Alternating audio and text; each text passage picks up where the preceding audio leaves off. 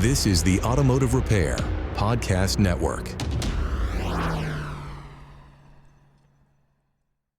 Welcome to another episode of Speak Up Effective Communication, the show on the Automotive Repair Podcast Network focused on your communication and your leadership skills. I'm your host, Craig O'Neill, and in our episode today, which is titled Practice, Practice, Practice, we're going to be talking about practice. That's exactly what we're going to be talking about on our episode today.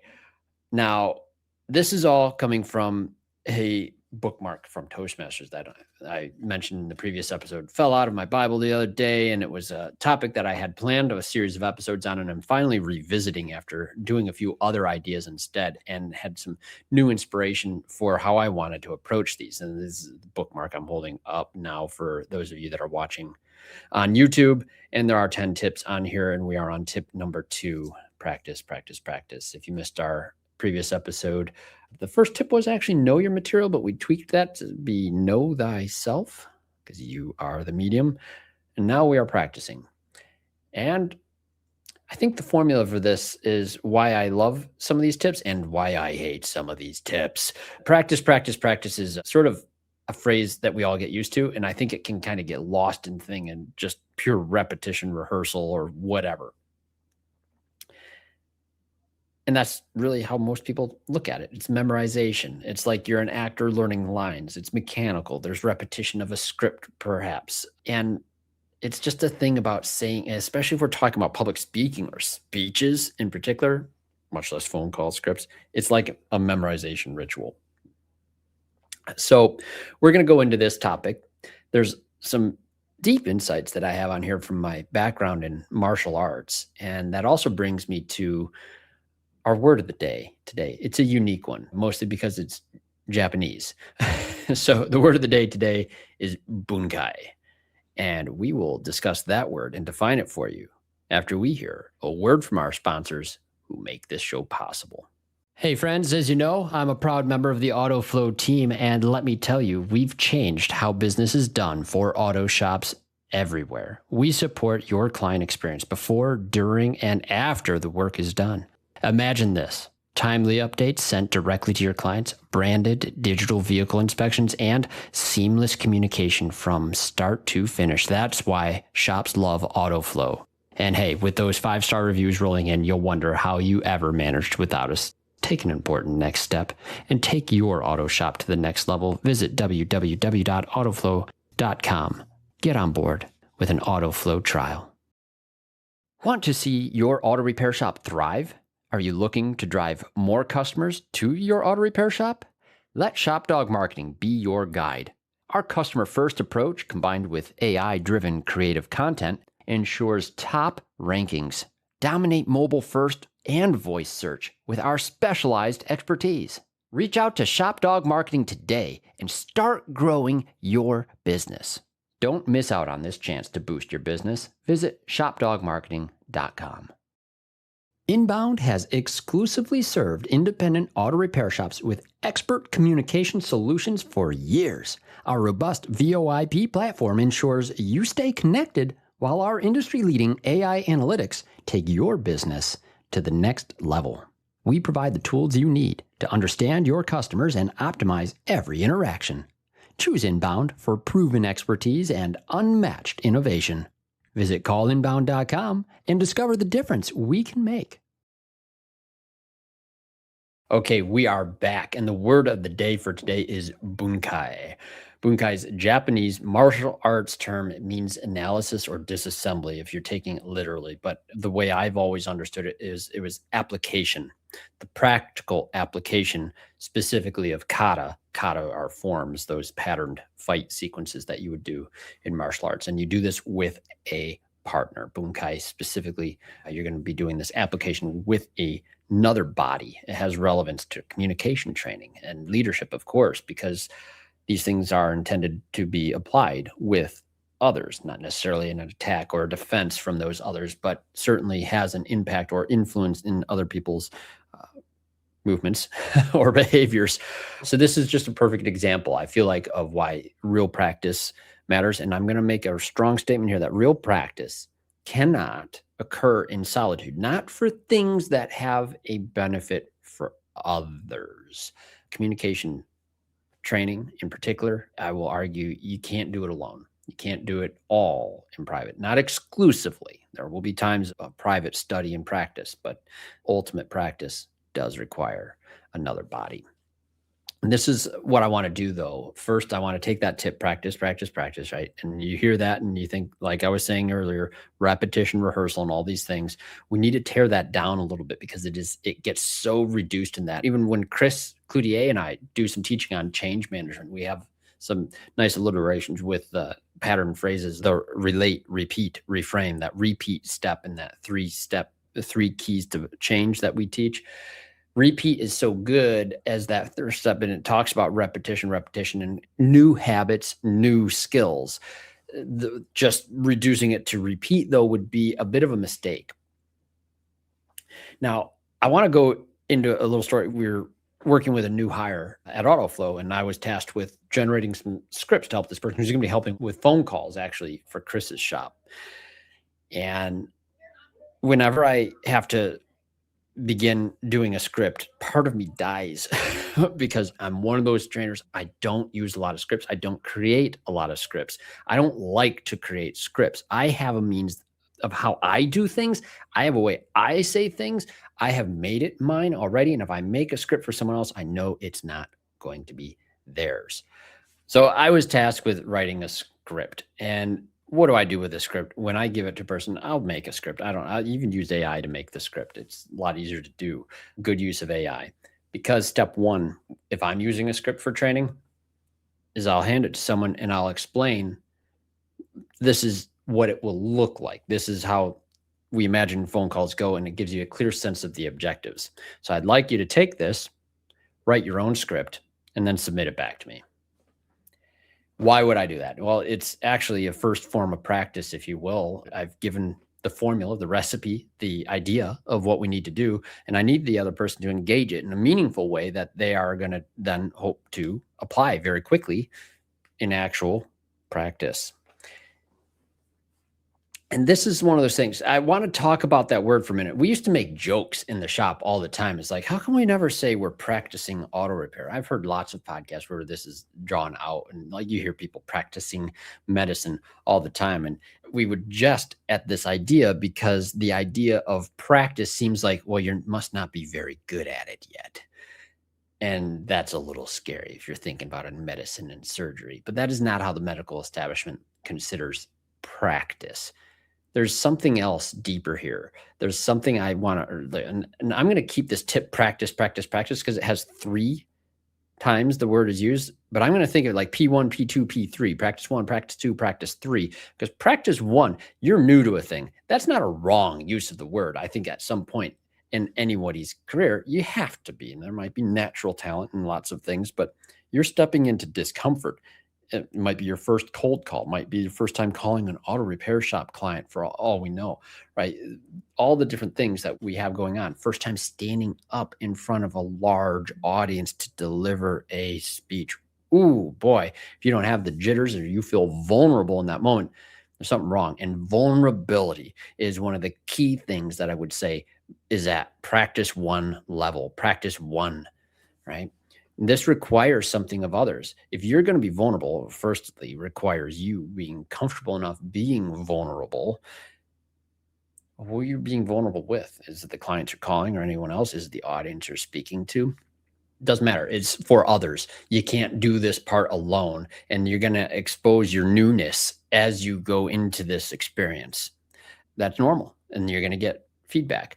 And I'll keep making this point throughout this episode, I feel like, but like, again, solitude is not where the practice really actually occurs at the first level. You are going to actually have to apply this bunkai principle. You could get good at katas and go through motions, but until you actually know how it applies, you're not going to advance in martial arts at all, or shouldn't.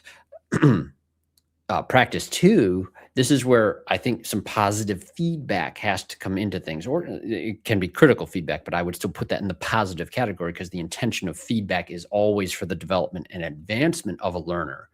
Feedback is very different than criticism. So negative feedback is not to be regarded the same as criticism. Now, I grew up in a martial arts and culture with my dad, and we did that all through my teenage years and as a young adult, young father, even for the majority of my career, even when I was working as a technician. Martial arts training a couple times a week after R&Ring transmissions was bad for the back. Had a good chiropractor. That was nice. But the Bunkai principle, being able to apply to another body, this is key. To have feedback with the partner that you're working with or your sensei. If you have a sensei who's mean and evil, like if you enjoy watching the Cobra Kai and it's a hilarious show, and you have some pretty evil senseis in there that are really bad, and like people are getting kicked in the head really hard. This is not constructive. Great TV, not really how it's actually done. Positivity is key. Now, these principles that I'm applying to these practice things too, vulnerability on practice level 1, positivity, the feedback that you're going to be taking in and then applying to make those corrections. That's that second level. And practice 3 is a deeper thing where it's now so consistent. And I didn't invent those words: positivity, vulnerability, positivity, and consistency. I had there was a speaker it was with the Institute, their first summit down in Florida. And Shasta Nelson was the speaker. She has a book called Frientimacy. And I haven't read that book, but I was really impressed with that speech because she had this graphic that was on the slide she had. It's a triangle. And basically that all meaningful relationships all require these 3 things. At the base of it, I think it was the base was consistency. And then there's vulnerability and positivity on the different ends of the triangle. For me, it doesn't matter really which part of the triangle is which. The point is you will have vulnerability, positivity, and consistency all part of your practice experience. And that's going to start to make sense to you. I think hopefully the way it made sense to me, because the moment I saw that graph, I was like, oh my gosh, that's why Toastmasters is like this great group for me, or it's why I enjoyed the dojo and those workouts. It's like you consistently go on a regular basis to practice with these people who are giving you positive feedback. And the first step, you will feel vulnerable, especially trying something new. And the model is there probably in just about anything new that you've done in your life with people that are worth doing things with or for. I am certain of the fact that you will see that pattern is there. Anything meaningful that you improve at substantially is going to have those ingredients. Your best relationships are going to have those ingredients. And let's invert it for just a moment here too, because I feel like practice sometimes is discouraged in auto repair, and we don't practice the way I understand medicine would practice, which is that higher tier of consistently, constantly evolving and bettering. Because what is the culture like? Bob Greenwood, I invoke him all the time. He's got some wonderful episodes here on the podcast app too. Definitely go check those out. His legacy is still there. But one of the things he constantly drove into me is that you must develop a learning culture in the shop, in the repair facility. And it was such great advice and wisdom. And we had a pretty good learning culture in the shop, not always at all intervals. We had different times where we thought we had a good learning culture and it really wasn't. And then we had times where, wow, we really embraced training in the depth of education the way it should be. Vulnerability, positivity, consistency. We've talked a little bit about vulnerability before, but that discomfort, I think that's one of those great things once you get used to that. We don't have it because if we invert in some shops, because if we invert that vulnerability, maybe you got crushed. Maybe there's a really critical person who is like 3C communication, like Dale Carnegie would say, condemn, don't ever criticize, complain, or condemn. Once you have vulnerability is no longer possible, you have a guarded personality that can't receive feedback or is truly in effect functioning as though they are perfect or good enough or something. They don't want it in any case. And why that is, you're gonna have to dive into that with them in conversation and a true relationship. The true relationship is very hard to have while vulnerability or guardedness is there. You have to be able to be vulnerable. You have to be able to be humble enough to recognize that feedback is going to benefit you. And that requires you to be around positive people But the guarded people are probably not around positive people. Positivity is something that'd be lacking once you have that negative experience or criticism, or you feel like you're just not wanted there. Like if you make a mistake, they're looking for you to make a mistake so they can complain about you and try to get rid of you, type of a thing. If you feel vulnerable in that way, yeah, you're going to have to try to defend yourself from that stuff. And of course, consistency. I'm going to say this is true for the type of feedback we should do in a shop. It shouldn't be just problem-based feedback like, oh, we encountered this issue. Here's something you're doing wrong. Here's a way to improve it. It requires praise. Everyone who feels like all they ever get is criticism, man, that's frustrating. And sometimes that happens. I've seen that before in martial arts communities where certain individuals have a threshold for this of different than others as well. Some senseis are very good about just you put your punch out there and they tweak your arm just a little bit so that it's in the right position, and they continue the count and they tweak it again. And then they sort of just wander away after a little bit and they continue the count. And there's a subtle nod of the head, maybe, but there's not a ton of like, yes, you got it. Way to go. It doesn't always happen that way. And so some people will feel like, oh, I feel like I'm doing it right, but they keep correcting me. Such a common thing, and so many other walks of life too. We do need to remember to say, yes, this is good, but you're going to find that out, especially in Bunkai. But let's talk about the positivity piece again. I do like to just hit these bullet points here that I have laid out because I'm going to miss things. Sometimes I get going in my stories and I'm going to miss some stuff. Evaluation and feedback. And I will always speak to Toastmasters on this and Bunkai and martial arts. It's all related to me. This is the same thing and why I thrive in those environments. The first level pathway you do in Toastmasters is you're going to give a speech. My wife just joined Toastmasters, by the way, for my home club, which is actually really exciting. She's diving in both feet. Hasn't done it in the years I've been doing it because she hasn't had time to focus on that stuff. Came across, she's getting ready to do her icebreaker. I saw her in our bedroom the other day. She's practicing the speech. It was in the middle of the day and go in there and like got a piece of paper in front of her and you can tell she's mouthing, going through the steps of this speech. This is like practice level 1 and in isolation because you're not ready to deliver this thing yet in front of the group of people. But that's the next goal. You're going to deliver this in front of your Toastmasters club. Very vulnerable moment when you're new to the process. It's so exciting to see. We all love the icebreakers. I can't wait. But the point I'm making here is like the expectation of getting that feedback. It's a little bit scary at first until you get some positive feedback. And level 1 pathways, the next speeches that you do, you're going to deliver another speech that you'll create, and then you're going to get feedback on it, and you're going to deliver that same speech again with that feedback applied. Such a great model. And that teaches you then, it's preparing you for a pathway project on being able to evaluate others yourself. So really good cycle of that. But positivity is an element. We don't want to crush people in there. And the consistency is key. So practice level 3, right? Practice, practice, practice. You achieve practice 3, I believe, when you actually genuinely consider whatever it is that you're doing a topic of sincere interest. It isn't anymore just preparing for a specific speech to go and deliver a specific rehearsed script or some other thing that you do one time, like a performance. This is life, like commitment level stuff. You aren't just getting better at it because I need to do this for my job. The key reason I see a lot of people come into Toastmasters is not just because my boss said I should, but I enjoy. This is interesting. I'm exploring this now. Not only that, you become a practitioner. It stops being, I need to practice this skill and becomes, I'm a practitioner. It's identity now. It's a part of you. It's not just an activity that you do. I am a public speaker. I am a martial artist. I am an automotive repair professional. And that's a part of your identity because this is now not just a activity or like we were talking about in the other one, tasks. There's purpose behind it and there's meaning behind it at a much deeper level. And this is when you are now practicing communication. You are practicing martial arts. You are practicing medicine. You are practicing automotive repair. It's a lifelong discipline and it never ends.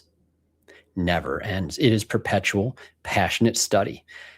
Martial artists know this. Black belt is really thought of as level 1. You stop becoming one of the Ku ranks, KYU, Ku, and now you are Udancha. And that's, yeah, you can teach some things now at a black belt level, but you're teaching basics when you're a first degree black belt. There's still a lifetime of study. My father, I think he's 7th Dan now, and there's age 65. And by the time he gets to the next levels, it's even longer periods of time and whatnot. But from where I've known him, I remember when he became a black belt when I was young, and knowing how his martial arts is now, it's entirely different. The skill is insane. The power that he can generate, the smoothness of the technique, very different than what it would have been at the earlier levels. And it's really impressive, especially seeing that over a lifetime. A lifetime. And it's not something you arrive at because you've rehearsed it enough times. It's lifetime level. And that's, of course, a giving back thing. He teaches, he has a dojo. And at practice 3, you no longer are just learning from failures or mishaps or getting feedback and evaluation. You're actually capable of giving constructive feedback now to others. Again, Toastmasters model all over this, all over it. Yeah. So I hope you see where I see this. It's not a boring topic to me. This, to me, is like one of the deeper things. Like once you fully grasp this and start doing this, like in my 20s, even early 30s, I have barely started to scratch at the depth behind some of these principles. And I feel like I'm only still now getting into some of the deeper meanings of this now in my early 40s. And this is why I plan never to retire. And someday when I'm no longer working in software or auto repair, I will be a teacher, an old teacher in a school. I don't care what subject, probably history though. And that's going to be my sense of purpose on there, because I really do believe that a life lived starting to really dive into those things, you can never stop at that point. You're going to be giving so much back because you've made this a true deep practice. Now, said a lot on this. I'm going to say there's one problem. It's a measurement problem as you practice a thing, especially very specifically if you're new to a thing. Measuring your progress is very difficult. And this is, again, why I will strongly suggest anything worth doing with others or for others, you cannot practice on your own because you can't see your own progress while you're making it. It's very hard to see that yourself. You will need some affirmation along the way. And one of the most powerful affirmations I get the privilege of doing with some of the people in my hometown and home club is saying, I remember when you first joined, and what you're doing now, I hope you understand. Like, I think you're doing amazing. It's such an amazing thing to see them start to recognize that too. And sometimes they need that nudge. Like, really, you think so? And then they can almost start to see themselves.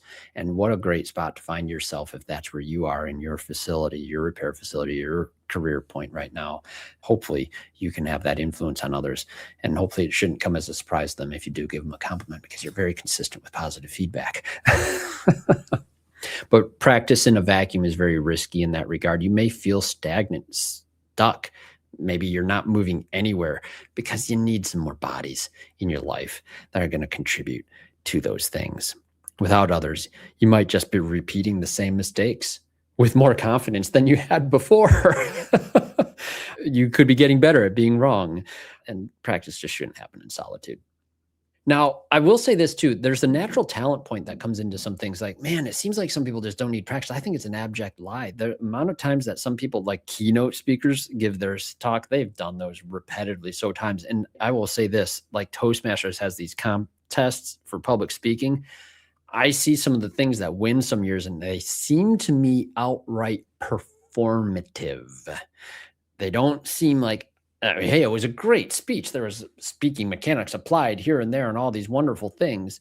And it was entertaining or funny and all these things. But it felt like a performance. Like I would watch a speech like that, like I would enjoy watching a Broadway production where someone has learned their lines and knows their role and is playing a part. Very different thing. Natural talent, I don't think fully ever really exist. I thought of something as I was preparing this episode. It feels like people with natural talent, they're just on the same road as you. They might have gotten on at a different on-ramp, same highway, and you're all going to be driving for the same amount of time. You just might be in different positions. You may even pass them. You don't know. You might accelerate a little faster than they do. I don't know. You don't know that. Natural talent can be a bit of a frustration or should be a frustration to some, because you might start to feel like you're good and get affirmed as good, and then you never develop. It was kind of my story growing up. A lot of people told me I write well or speak well, and then I meet Chris Cloutier and I do a stupid presentation where I never shut up or didn't pause or anything else or give people room to speak. And he suggested I go to Toastmasters, where I had some great professionals that give me some great advice, and I'm still learning. I'm working on it. But there's a relationship component to practice, and I hope that's what you'll get out of this. Your relationship with practice and your relationship with people that you are practicing among. Every time you practice communication, you're also practicing relationships. There's a vulnerability of showing up repeatedly with imperfections visible. The positivity of giving and receiving constructive feedback is something I think you can all learn. The consistency of being a part of a community over time is something I hope everybody will feel. And don't forget that framework, that Shasta Nelson thing. Look up that Frientimacy book if that's an interesting topic to you, and you see the vulnerability, positivity, consistency, all meaningful relationships. We'll have that. Some great material there. It was such a great speech. And that's that. So what practice actually means, it's not rehearsing. It's not a script. It's not practicing until it's perfect. I don't think that's ever possible in anything. It's not memorizing lines. It's not mechanical repetition. It's this. Show up vulnerably to learn the new thing. Level 1, receive and apply feedback with positive feedback. Level 2, and stay consistently curious for a lifetime. That's level 3. That's practitioner level. None of it works without other people. Practice is relationship. Relationship is practice. They're the same thing. So next episode, we're going to take tip number 3. Probably going to do 3 and 4 in the next episode in one episode, because it's know the audience and know the room. And I am looking forward to that topic next. And hey, if you have topics you want to hear about, please reach out to me here at speakup@craigoneil.net. I know my email. Speakup@craigoneil.net. O'Neill, Oneill, 2 L's. Now, I do want to hear about anything that you think about. And if you've heard the previous episode I asked the question, what is your job? I was encouraging you to answer that. Let me know what your answer is. I'd really be curious to hear that. Reach out either on LinkedIn or by the email here, and let me know what your answer is, and if we can share some of those answers on air. We do appreciate hearing from you on anything that helps, or suggestions on topics you'd like to hear us discuss on the show that will help you on your communication journey, whichever on-ramp you are on. And remember to listen up to the other shows on the Automotive Repair Podcast Network. Don't forget to check out the app. Download that app for focused episodic learning. Oh boy, it's a good spot for focus. Remarkable Results Radio, Carm Capriato, Diagnosing the Aftermarket A through Z with Matt Fonslow, Business by the Numbers with Hunt Demarest, the Auto Repair Marketing Podcast with Brian and Kim Walker, and the Weekly Blitz with Coach Chris Cotton. Once again, thank you so much to our sponsors. Thank you, our listeners, for joining us. Get out there, listen up, speak up, practice, practice, practice. You've been listening to Speak Up, Effective Communication with Craig O'Neill on the Automotive Repair Podcast Network. Download our exclusive podcast app at automotiverepairpodcastnetwork.com, because the best conversations in the industry start here. Check the show notes for Craig's YouTube channel and email. Let him know what topics you'd like him to speak up about. Yeah.